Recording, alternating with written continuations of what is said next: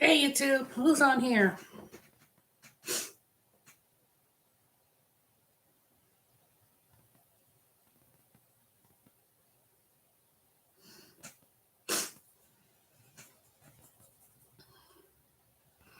Thanks for the thumbs up, though.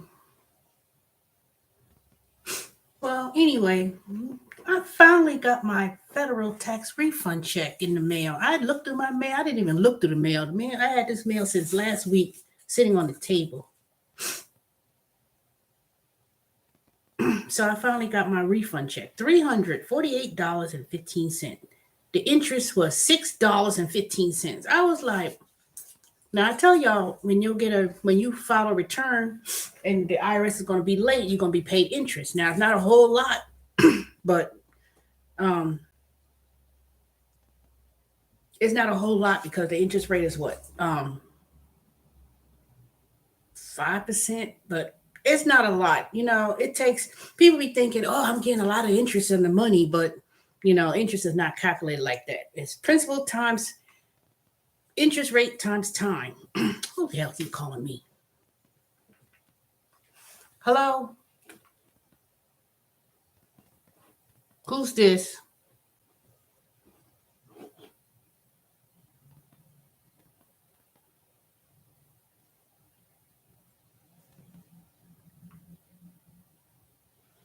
It was what? Say it again.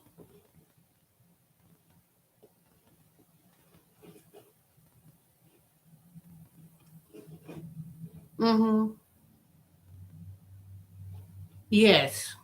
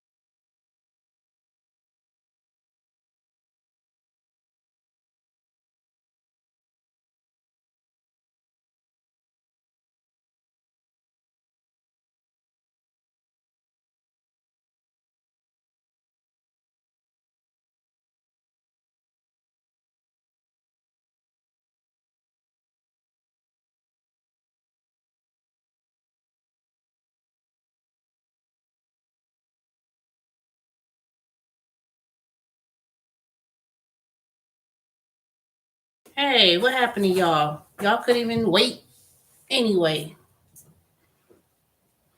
I just got a phone call from, I submitted, I don't know, I guess my resume was looked at on Indeed, and I got a call from someone, a recruiter that, that for E Trade, which is now owned by Morgan Stanley. So they was asking me, I had just submitted it. I got an email and I said I was interested, and I got a call and said they were looking for hiring, and they were saying, "Were you interested during the day or evening?" And it was for $65,000 a year for, it's like financial consulting. Really, it's customer service, but people call in about their brokerage accounts. So I said, okay, well, yeah, it was some Indian guys, so I had to like, see where they're coming from. Say, well, you can send you an email and this and that or whatever, and initially you work from home, and then if they said when things come back to normal, then you go back to the office. But I said, shoot, what's that? What is the chances of that ever happening? Working from home, coming back to normal. But anyway, so back to my refund check. So I filed this return and got my refund check from the federal, from the IRS. It only had $6.15 in interest, but I said it seems supposed to be more than that. But whatever. And then I got another check in the mail from Fidelity. I'm trying to figure out why I'm getting something back from them, but I think that was for, I don't know what that was for. All right, welcome back. It is lunchtime. We're gonna do lunch, and then we were gonna do a raise right after, loops right after lunch with Andrew, but I don't feel like y'all had very much time to work through the arrays. So we're gonna give you another hour after lunch to continue doing arrays, and then we'll get with Andrew. So we'll be back from lunch at 1:15, and then Andrew will do loops at 2:15. So we'll have another hour to keep working on arrays before that. All right, y'all. Enjoy your lunch.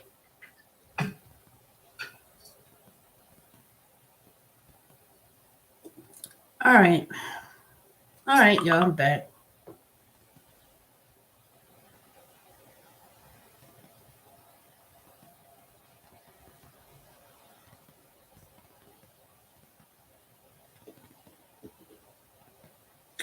So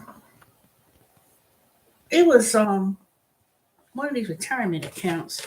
I think this came from Maximus when they um said that you qualify to invest. I don't know what this is for. Yeah, it is from Maximus.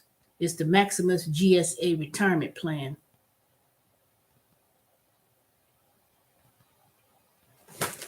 Anyway, I know I have another check somewhere. I got another check from um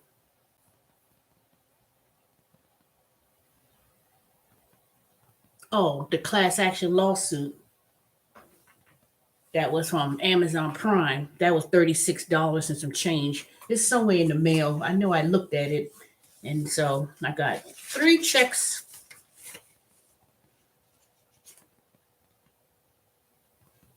that I need to deposit.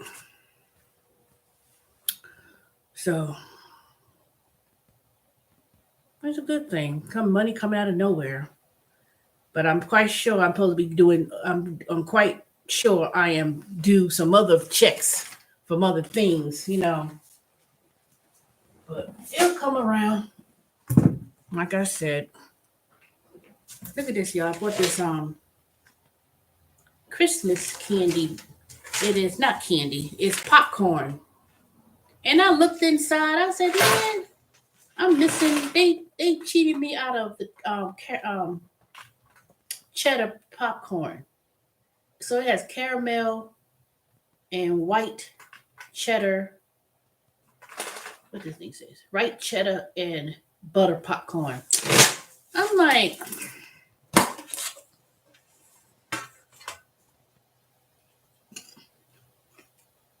The white cheddar don't taste as good. I mean, it still tastes good, but I like the cheesy cheddar. So,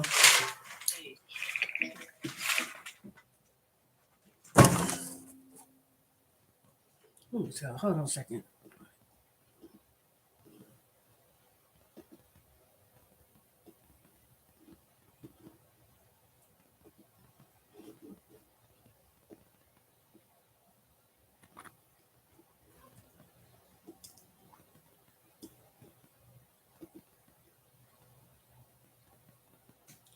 Well, anyway, so we're at lunch right now from Generation, and I'm not feeling it. I am not feeling it. I'm like,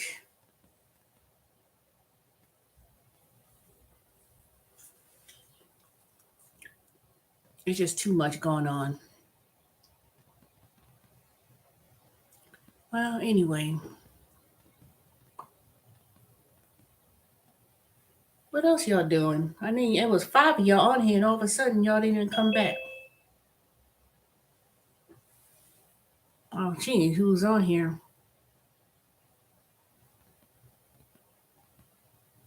Go ahead, give me another thumbs up.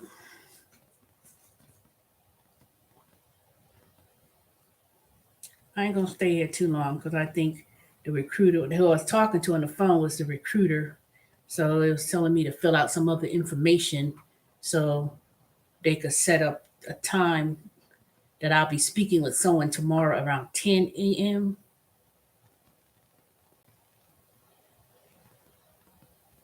But that's about it. But let me check something here real quick.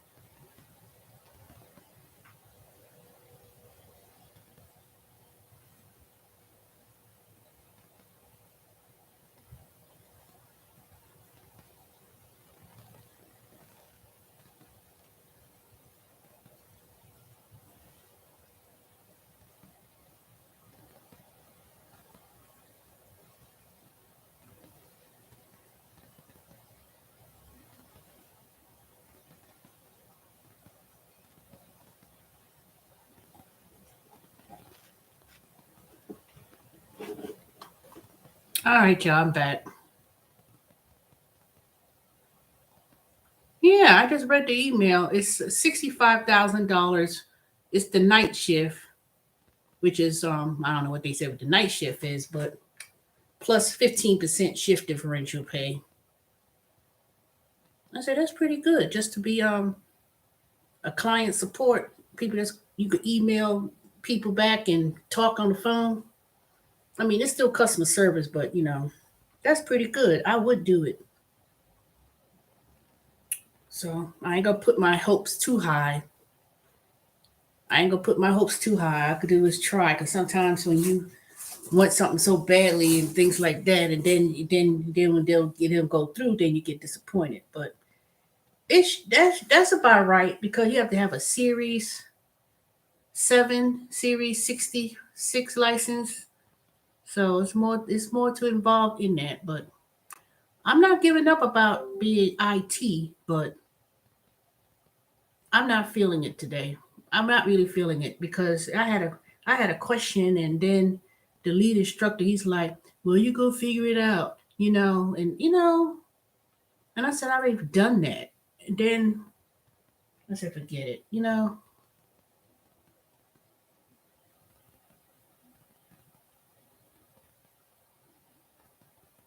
Hey, Thorsten, what's the crying for?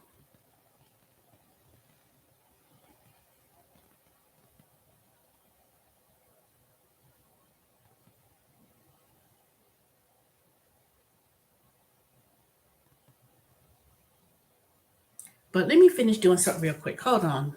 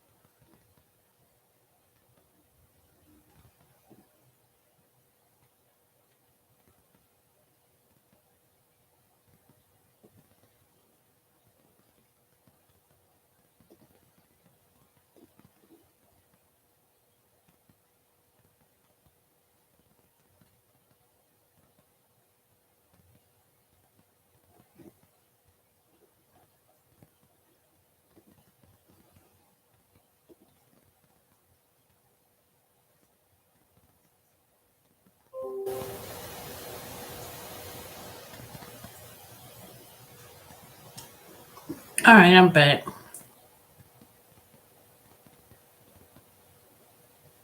No, it wasn't. No, but it was. He wasn't nasty about it. But I'm like, he just said, "Well, just go get whatever." And I'm like, I'm looking through my notes and stuff and reference, and then he just gonna send me like some the um not guide, but like a reference where you could go up and look at it and say, I want you to read this and go through each one and this and that or whatever. And in the meantime, I'm still behind in when they was going over the assignment. Like they created an assignment for people to do, and then it was like, okay, y'all, I'll give you 10 minutes to do it. And I don't think nobody knows what they're doing. People they people don't really understand it. I don't think people really, really understand it in that class. They just doing it because they're like, okay, we got the fetching and and just the way some of them the way they ask the question, um, I don't know. You know what? I mean, I'm just gonna keep going, but at the same time, if if I already have one job lined up. It's not, I mean, I already got one job lined up with the Department of Education. I'm supposed to start TurboTax and go to the refresher training in the early part in December. And basically it's like, see, I know that I have a whole bunch of other options in regards to looking for a job. I mean, I don't want no entry level stuff like that. I think sometimes I set my standards too low at times. I just do it because it's easy. And then, I just, it would be nice to work at E-Trade though with Morgan Stanley because a lot of these companies they can't find anyone in any level, and the first thing they're gonna and like remember I told y'all a lot of these companies they're gonna say the first he asked me one of the questions he asked me the recruiter were you vaccinated, and I said yes. See, a lot of these companies they're gonna be required people to be vaccinated even if you're working from home because you only work, they say, well, when things get back to normal and then they want people to come back into the office. But even if they say, okay, everybody come back into the office to work, they're not doing all these testing every day. They're not going to have people be tested every day, going to the gate, getting tested and stuff. They're not doing that. They're not going to invest. These companies are not going to be investing all this money for people to walk to the door and get tested. So either one, you either vaccinated or you're not, and two, they're gonna require, despite what people may think, people like I ain't getting vaccinated, I ain't doing it. They leaving jobs and getting fired from jobs. It all boils down to liability. You know, a company may put the sign up on the door saying we're not responsible, this and that or whatever. That's not, they putting signs out there. They're not responsible if you get sick or if you or deaf or stuff um, working in their facility. But nobody has yet to challenge that. Just because you put it out there, that doesn't make it law. The last time I checked, the Georgia's legislators has not passed anything about that. You know, I don't remember. I don't even remember them. I haven't remembered them passing nothing of the sort. I don't even read nothing of the sort because, and if they did, it was real quiet and it just went on through without nobody knowing. But to say for these companies to put something on the door, especially at restaurants and supermarkets and stuff, all it takes is one person to challenge that. All it takes is one person to challenge it. And I'm telling you, it's going to happen. It's going to happen. Somebody's going to come in there or one of these people, family members who passed away from COVID, and, and they're going to file some type of lawsuit of some sort. It'll take a while. It's going to take a minute. It ain't gonna be years down the road too. It's be within the next year, 2 years. Somebody's gonna decide I want to sue negligence on this organization or this company or school district or whatever because my child or my family member um, was sick because of the COVID. You know, it's gonna take one of these fools who be walking around there protesting. They didn't want to take the shot. They didn't want to do this. They didn't want to do that. Somebody's gonna have the audacity and the nerve to bring this to court one day. It's gonna happen. It is gonna happen. But what's gonna happen is those who probably was vaccinated, even though they said chances of someone catching it or getting sick or dying,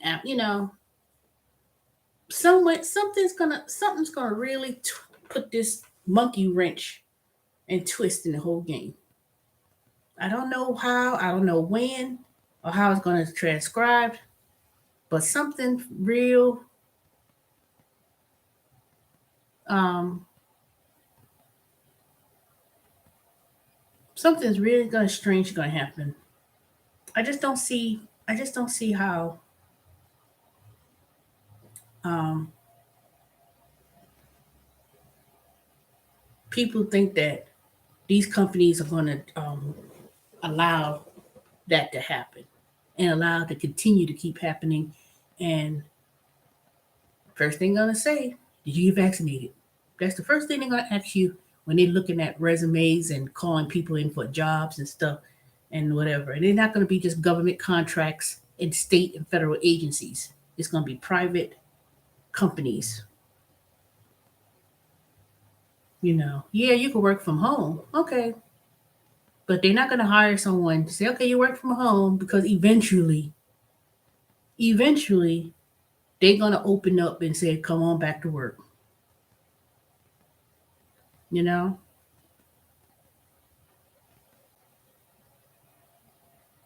A lot of companies, you have the flexibility to working from home, and then you work in the office, but it ain't always going to be 100% working from home. I worked at E-Trade. I remember I worked at E-Trade years ago. I think it was through a temp agency. I want to say it was through a temp agency.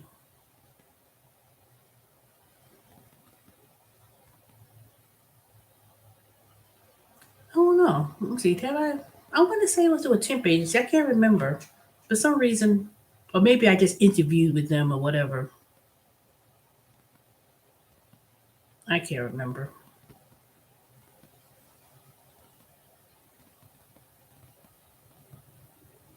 But in regards to this class, I'm just gonna learn it. I'm just gonna do the best I can. They say, okay, let's go over this and do this and that, whatever. I'm like, I'm not racking my brain on it. All I know is it takes one more time, just one more time for some foolishness, and I'm telling you, it may happen during that project stage, because I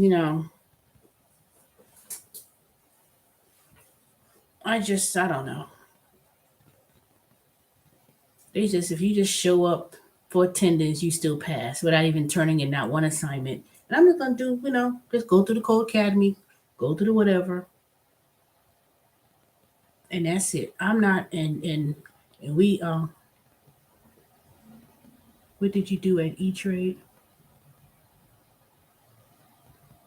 It was clients of I can't remember because I'm trying to remember. Did I ever work at E Trade? Because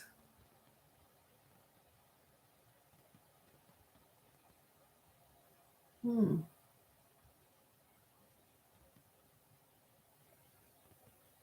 it had to have been through a temp agency or something. I don't remember. I just for some reason I just can't recall.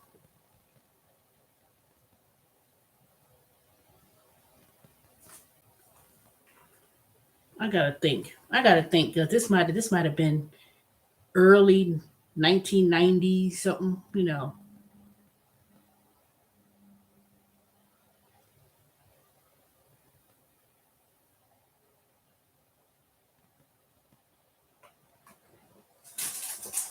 I don't want to say I can't remember. I don't know. Who knows?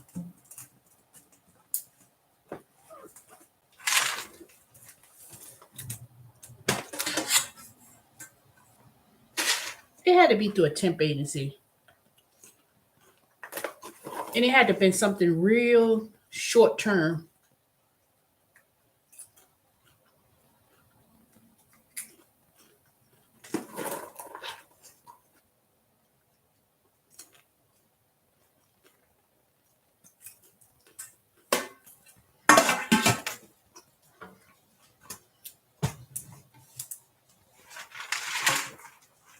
Oh Lord. So I got three checks. Let me see. I gotta find that other one. It's somewhere downstairs on that table. That $33 check. I think I'm gonna deposit all these checks in my savings. 348, 15 cents, $231.27. 3 4 5.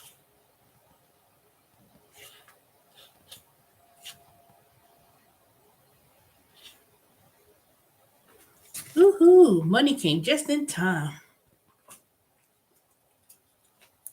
I decide what I'm gonna do. I'm glad I looked through that mail looking for my registration for my vehicle. to pay for the tags and stuff. Other than that, if I had decided I'm just gonna go down there to the to renew, and I wasn't looking for that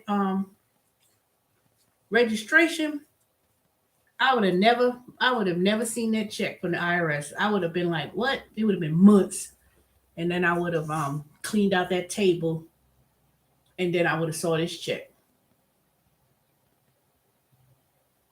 I would have not seen this check. I said, shoot.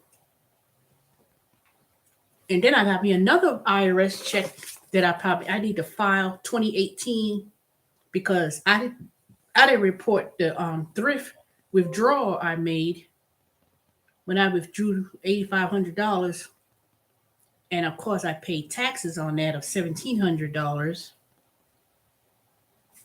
So I got to file that correctly. I had to amend the return for that to 1040X.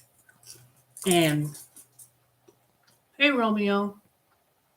And the difference of the refund that I received that year and the tax that I already paid, there's a difference.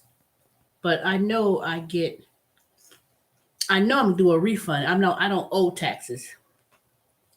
Now, if I had not reported it, and well, I'll put it this way: if no taxes were taken out, I probably would owe or would have broke even. But I think according to my figures, when I did do the 1040X amended return for this one, I was getting a refund as well. I think it was like I want to say the difference was 1,400 and something, 1,500 and something. Well, anyway, I just know I got a refund coming for that. I'll file that. I'm gonna file that 1040X and sign it and mail this in as well. So at least I know I got some monies coming somewhere.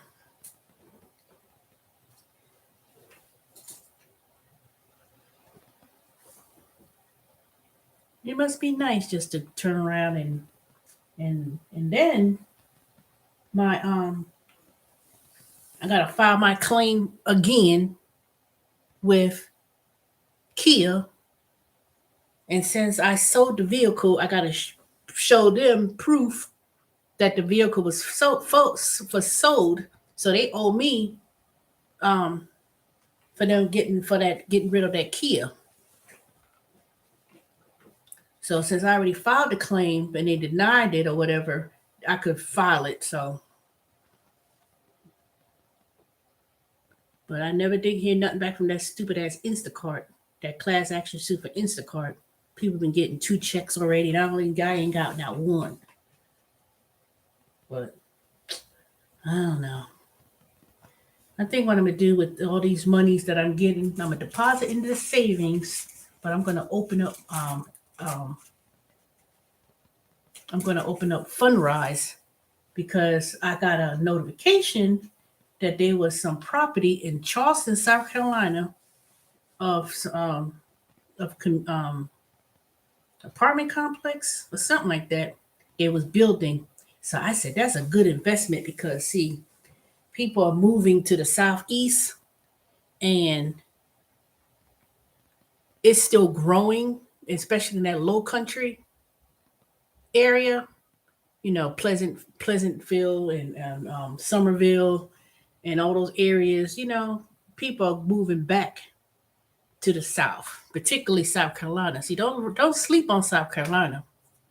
See, a lot of people want to be like, oh, we to Florida, and want to drag themselves over to Atlanta, but places like Columbia, South Carolina, Charleston, Greenville, it's getting expensive, but you could really make decent income and a decent place to live and buy a home with no problems. Now, see, a lot of people have been flocking down there, so it's gone up a lot. But it's still a good place to live.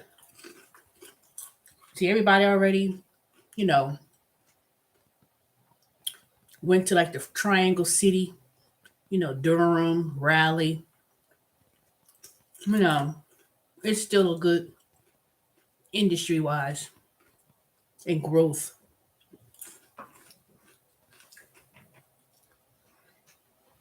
And you can still get, and the Porsche dealership is in South Carolina, BMW. There's a lot of industries in South Carolina. See, a lot of people run into Atlanta. They just run into Atlanta because they were like, it's boring, it's slow, but it might be boring and it may be so slow, but let me tell you, it's a really good place to live. You never see it on a list or anything, but I don't want to go to Charlotte, you know, and bigger cities, like Atlanta. But when you go outside of those cities, particularly Charlotte, you go to smaller cities and stuff, it's growing. It's not overpopulated. It's not, you know, I hate to say it. Sometimes I don't like to live a whole bunch of black folks all the time. All the time? Nah. Anytime you see one group of race in one section, it starts to go down like not to say it's bad or whatever, but it's just too much. You know? Like everybody run up there to Houston, like Houston. That's another, place. People see when Houston was a good place to live, there wasn't a whole bunch of people flocking there. And after that, they just get overpopulated, you know, just too overpopulated. Sometimes you need a mixture of communities, mixture of people. Anytime you have a whole bunch of Mexicans and a whole bunch of black folks, whole bunch of Indians, it tends to it gets so ghettoish. Like you go there and be like a whole bunch of Mexican restaurants up and down, car washes and auto mechanic places. How many damn supermercados do you need? Same here, T. I don't like it to be around my own kind in the way I live and work at all. You said that before, Romeo.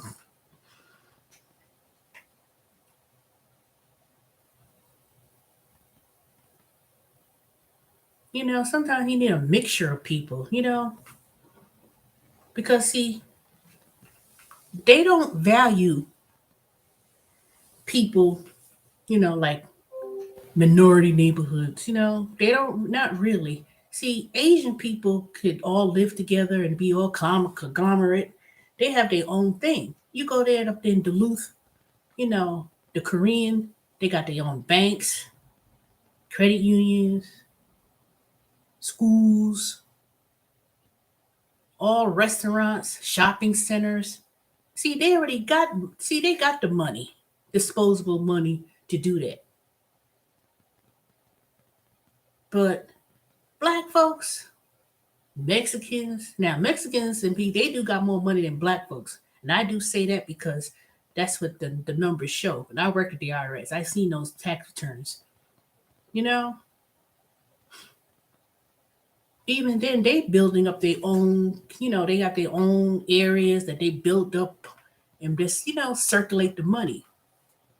See, they circulate money and then they grow their communities. But Mexican folks and Hispanic folks, they get in there. Let me tell you. See, Hispanic people, Mexicans, it's so many different ones from different countries. Salvadorians, Panamanians, Mexican, Puerto Ricans, um, that even then, even within the communities itself, it may be they all may speak Spanish, but they all different cultural wise. Salvadorians and people, so each group of people, and then even in, so you can't say all Hispanic people aren't the same. Mhm. You ain't gotta give no food and no water. They come with their own stuff. They come with their own food. They just come and get. They just do their work, get the money, send it back home, and that's it. But let me tell you, they still keep that money within their own communities, though. Black folks in general, they don't really circulate their money like that. Yeah, y'all good. Everybody's good people. I ain't got nothing against Mexican people. I ain't got nothing against them at all. Shoot, they went there and fixed the side of my house. I needed siding to get done. I try to get black folks a chance to do it. And then I come over here, they quote me, we'll send you, we'll email you, we'll text you the quote. And I'll be waiting and waiting 3 days for it. I said, excuse me, you got the quote? Then they come up there and make up 2, 3 o'clock in the morning, you getting a quote, some outrageous price they just made up in their mind. It'd be 5,000 something dollars. For what? And then the Mexican guy, he told me $1,200. I was like, he bought all the materials with him, the paint. He had extra materials, and that was it. And I said, and I quoted, and I did it, apples for apples. I said, how much is to do the siding? And he looking up, well, nigga, bye. Punch your dead in your fucking teeth. So, get on my damn nerves. I said, do you have a ladder that's gonna go up to this two-story home? Well, I gotta see. There's always something. I gotta wasting my damn time. And then then here it is, 3 days later, you sending me an email with the breakdown, the quote. Phew. I said, well, how much is to fix the siding? They just come up with triple the price, and then they got the nerve. They got the nerve.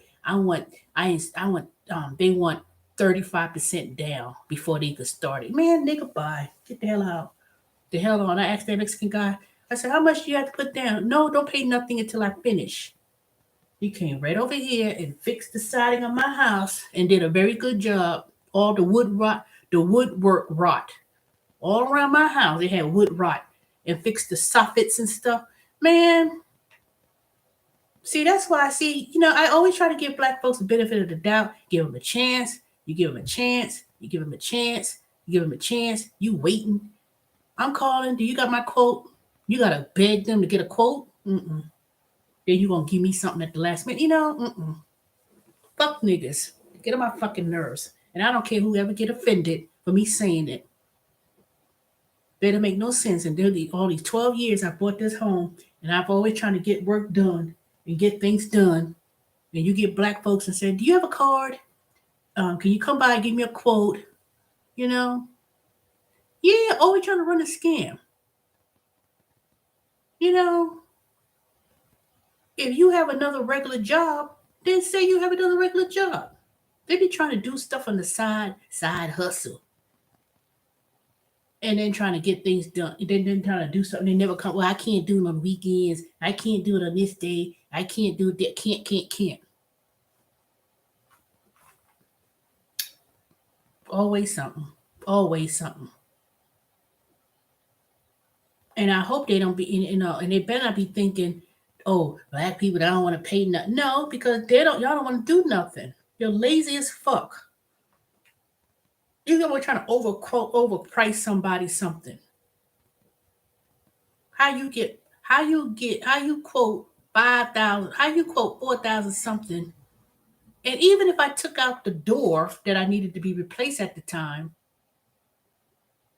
even if I took out the door and I just said, how much is it to do the wood rot around this house, the soffits and stuff, you still quoting me, you still coming up with some um 3,000 something dollars.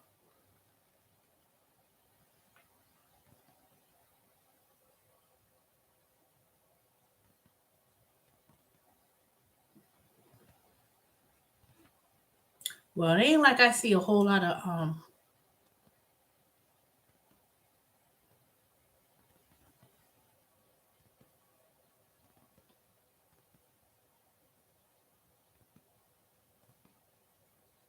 Romeo, I don't see a whole lot of people in terms of doing handyman work. The only people I see doing it will be mostly Hispanic or Mexican.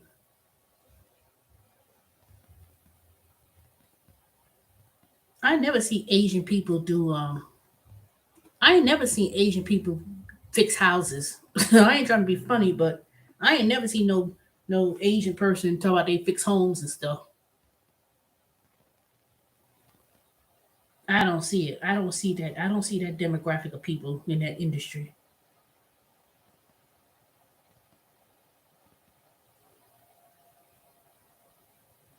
I'm not using black license. I don't give a damn. Because fucking half the fucking time when you ask them for that information, they don't even have anything. So nope, nope, not wasting my time. Because these people are, supposed to be licensed and secured. I don't just pick random people off the street. You gonna have your insurance, you're gonna show me your insurance and that you're licensed. Oh, I didn't say they don't do great work. I don't use people on the street. I don't use dumbass niggas off the street. So that's not even the case.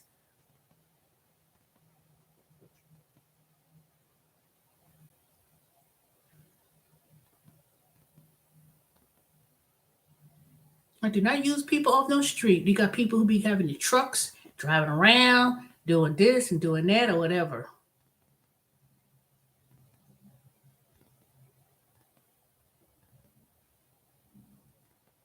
I don't even go on the street. You know what I mean? People not they got so much work and stuff to be done. People ain't standing in front of Home Depot and Lowe's like that. They're not doing that. I remember back in the day, 90s and the 90s, they used to have Mexicans and stuff, and people would come by, drive by in the truck, and people would jump in the truck and they'll get things done. But they don't be doing that no more. You know, I have people standing in front of no Home Depot and Lowe's, and you can just find someone on there doing that.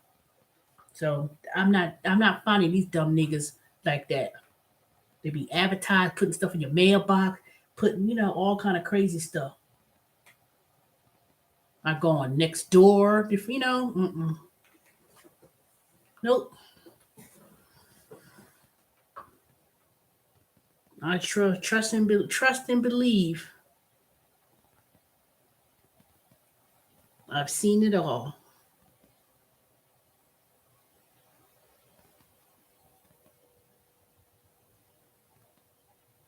No, it's more than that. I know how to look for contractors and stuff, and they are not these need dumb Negroes stand at the corner or have a truck.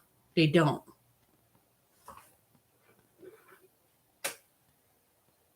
There's a whole lot of people may not be licensed. First of all, I don't any bigger job, any big job.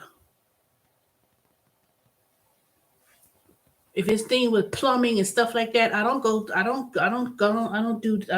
let nobody touch stuff like that.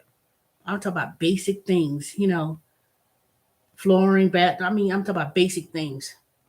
And to be honest, if you look on YouTube and you have a little patience and you have the tools, you could do stuff yourself. There's a lot of things people could do by themselves. That's why I got that big old kit right downstairs and stuff. I could learn to tile.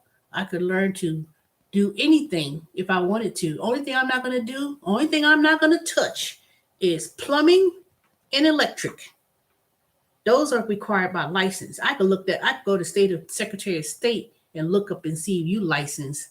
So I know how to look up people. My father taught me that. If they coming here with no paper, pen, and nothing in their hand, they come walking on the street. Nope. The only time I made a big mistake was when I had that dumbass nigga from Lowe's worked in the flooring department, and he said I could do floors, I could do, and I hired him to do it, and he laid that crap down, all kind of stupid. And I said, okay, you know what? You got paid your money, but I'm gonna let this thing. I ain't even mention what I've done. I haven't done anything myself.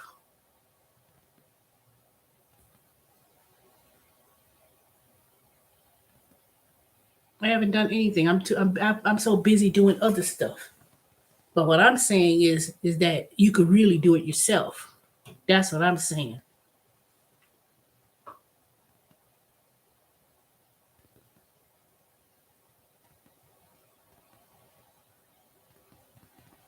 I have not done anything myself personally.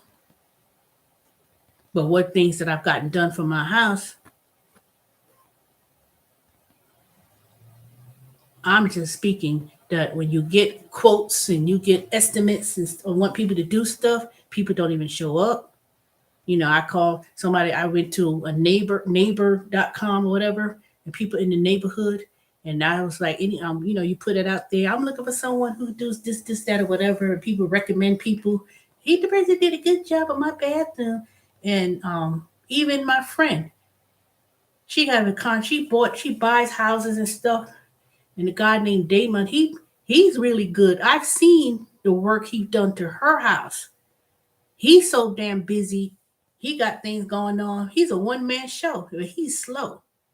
But the thing is, he's too meticulous. And I like that. I don't care when you finish it, but as long as it's finished and done correctly. But he's so in demand. And some people don't even want to share people, just like mechanics. If they had a mechanic and you say, you gotta recommend good mechanic, they will not tell you their mechanic because they felt that if they go and do your job, they're going to hold them up from doing theirs. Some people keep contractors in their pocket. They don't be recommending people, and then because the minute they get recommended, and when they need something done in their house, they busy. Welcome back. Some people do that on purpose.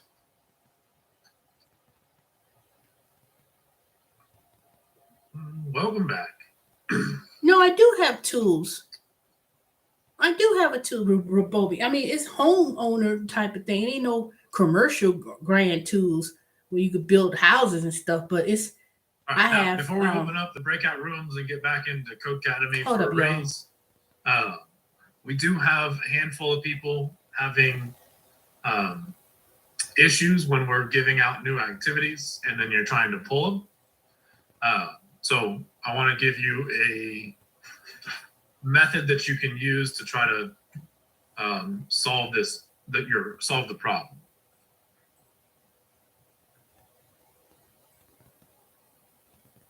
Hold up, y'all. I'll be back in a minute.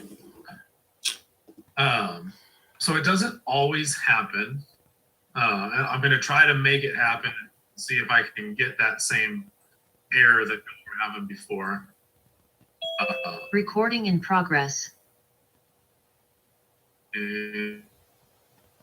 Start recording again. So what we're trying to do is show a different method of editing and then doing the activities, completing activities. So I have, let's see. Okay, cool. This might be a good space to do it.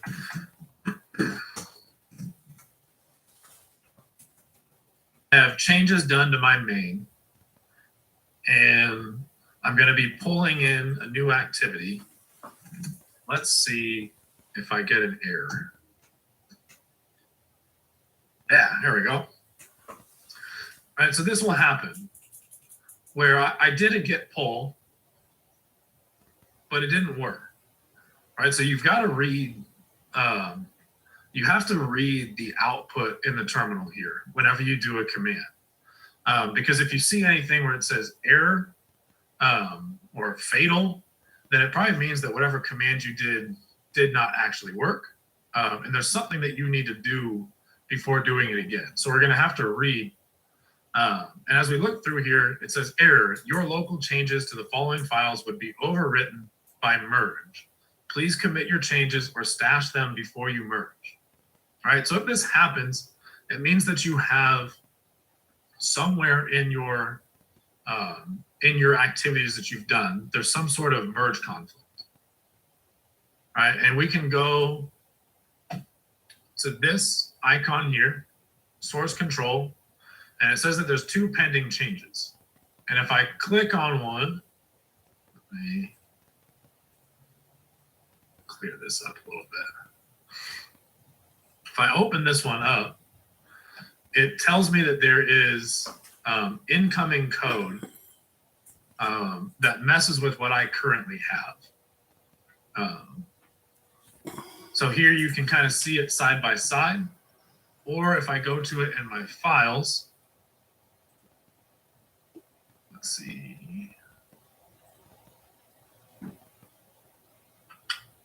Didn't actually bring my merge conflict here. Okay. 1 second.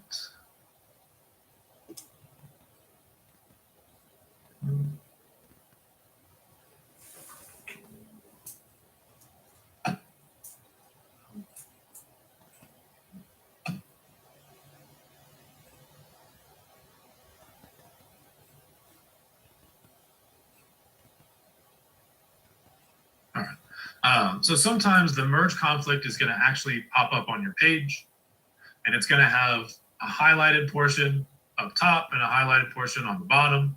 And one will say incoming change and one will say current change. So if you want to keep the code that you wrote, you would click accept current change. That's the changes that you made. If you want to accept what's incoming, then you can click keep accept incoming change. But you'll have to go through and do those conflict merges. And then you're going to have to come back here, and it tells you exactly what to do. Please commit your changes or stash them before you merge. All right, so I can do a git add, git commit. I'm going to say that I'm merging. All right, I added, I commit. Now I'm going to do a pull. All right, now we get it again. Conflict. Merge conflict in JavaScript activities, automatic merge failed, fix conflicts, and then commit the result. All right, now I did get my updated code. My pull worked this time. I can see that this script.js file is here now and it wasn't before. But it's telling me that there was some conflict somewhere in my code. Here we go. So here's my conflict. And we can see that I have current change and I have incoming change. And the current is what I did. So I added a P tag and an H3 tag. You know what? I'm like, all right, I want to keep it. I'm going to accept current change. I like the changes that I made. So I fixed my conflict, and now I can do another git add, git commit, fix conflict. And now if you look down at my main, there's no asterisk next to it. There's no plus mark. Everything is now up to date with my code. Right? I do a git pull again. It says already up to date. Fantastic. So when you're working on the activities, before you pull, it's a good idea to do a git add and git commit, and then pull. And that is going to keep from having a good amount of these errors come up. But if they do come up, you're going to have to read them. And it might say, hey, you've got some merges that you need to do. So you're going to have to look through your code and figure out where that is. Or it could say, hey, we merged your code, but you're going to have to commit again before pulling. And then we're going to have to do that. Now, here's a solution. If you don't want to have to worry about it, don't code on main. So when a new activity comes in, and let's see one, like the arrays. We were doing arrays earlier. Arrays activity 2. Instead of doing arrays activity 2 on this branch, on my main branch, what I could do is I could come down here and I could say get checkout -b, right? I want to create a new branch and move to it. And we could say array activity 2. And now when I move to that branch, I can go into activity 2. I can make whatever changes I want to make. Right? And then once I'm done solving my problem, I can add, commit, and I can say solved activity. And then when I move back, right, we can see here that I have this p tag on my activity to HTML. When I move back to main, it's no longer there. So I don't have to worry about messing with main. I can literally just use the main branch as the place to pull new activities to. And then when I want to work on an activity, I can create a separate branch to do the actual activity. And then when you're done, you move back to main and pull the next activity. So this is a way that if you won't have to worry so much about any merge errors or conflicts and stuff like that. Right? Now, as long as you do a get add and get commit before you pull, you're going to be fine in most cases. Right? So those two ways, either create a new branch for each activity and don't work on main, or make sure that you add and commit before you pull. And that should help to kind of fix some of those issues.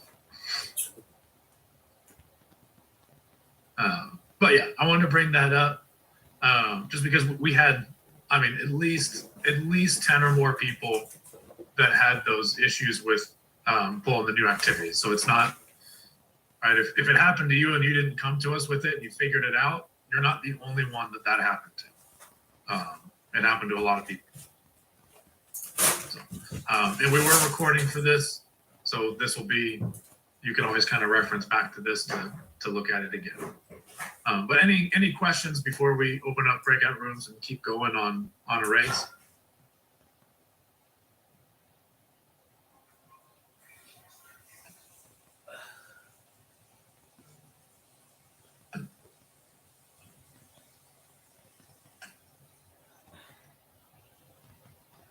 Right.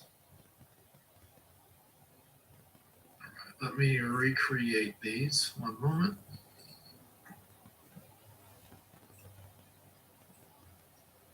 But Yes. I have one question. You just say about the source control, is it? What is that function? On VS Code? Yeah. Did you explain one more time? It'll show you the difference between your code and the incoming code. Yeah. Okay, thank you. Hey, you bet.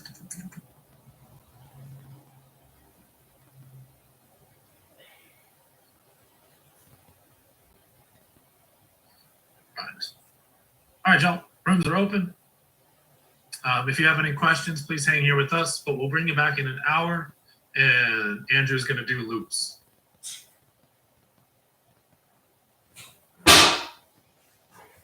Recording stopped.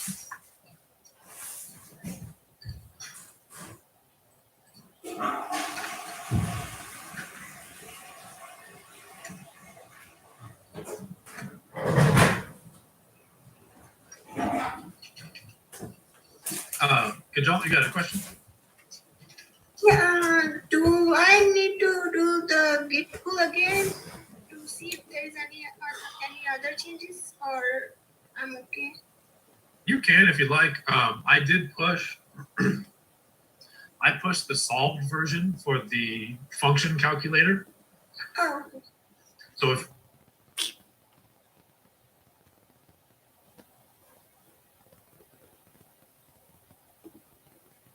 All right, I'm back. Wait a minute. Y'all just left like that?